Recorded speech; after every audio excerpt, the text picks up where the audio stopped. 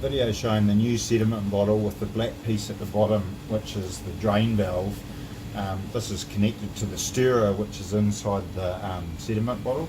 The stirrer, when the valve is operated, agitates the sediment when draining to prevent the beer from funneling out past the sediment and being wasted. This is just showing where the silicone tube attaches to the drain valve.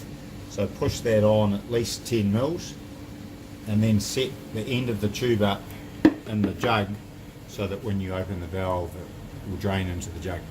The idea behind this is to open the valve and watch the sediment drain out, so you could pan down to that. And then if you wiggle the valve while you're draining it, this agitates the stirrer on the inside and prevents beer from draining out into the jug. You can see the clear beer coming down at the top. That shows that it's draining evenly